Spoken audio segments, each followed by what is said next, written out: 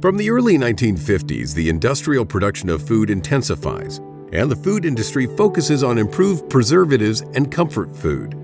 Mass production of food accelerates because of agricultural mechanization that makes preservatives even more important to be able to store and deliver these enormous quantities worldwide.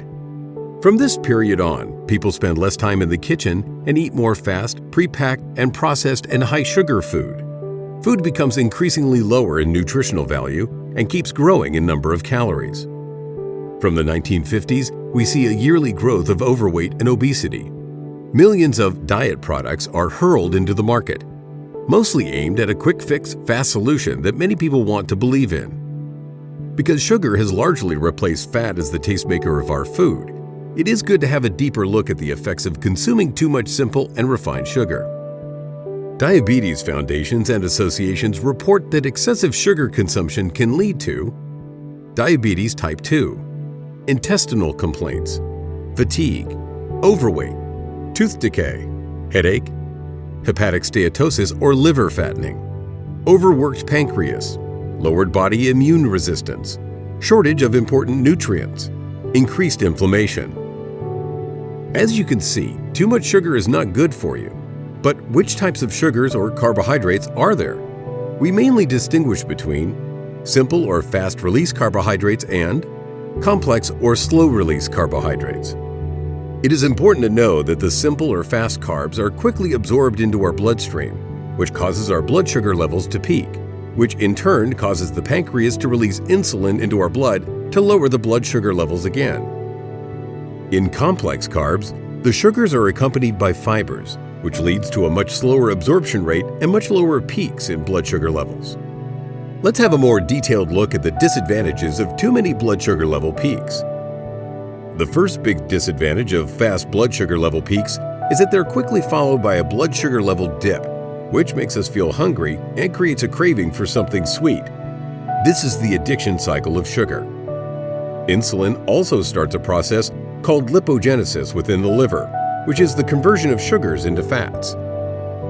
Sugary foods and drinks are also on the acidic side of the acid-base balance and are high on the glycemic index. According to researchers, this acidic food leads to tissue acidification, which can lead to organ damage as well as increased chances of obesity, diabetes, and cardiovascular disease. Our microbiome, the millions of microorganisms in our stomach and intestines, benefits from fibrous food, but suffers from energy-rich, nutrient-poor, and processed food. This can result in leaky gut syndrome and low-grade inflammation, which can accelerate many chronic diseases. We also need to mention leptin resistance.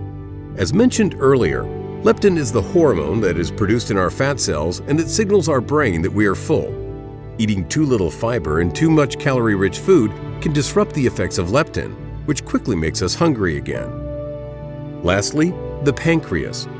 Prolonged overload of the pancreas through continuous consumption of calorie-rich food that contains little nutrients and fibers can cause defects in the pancreas and a higher chance of diabetes. The challenge is that by now, sugar is in 70 to 80% of our food, often disguised by unrecognizable ingredient names and most often in overly large quantities. The World Health Organization and national health councils advise against the daily consumption of foods that are rich in simple and refined sugar. Since 2015, the World Health Organization advises a maximum of 50 grams of sugar per day, but preferably 25 grams. On average, we eat a whopping 110 grams per day. A small tip: read the product labels. On the back, it will show carbohydrates, and below that, of which are sugars. If that number is higher than 5%, you might wonder if this is a product you want to buy. In Part 3 of this program, How Do We Eat Right Now?, we'll have a look at our current diet.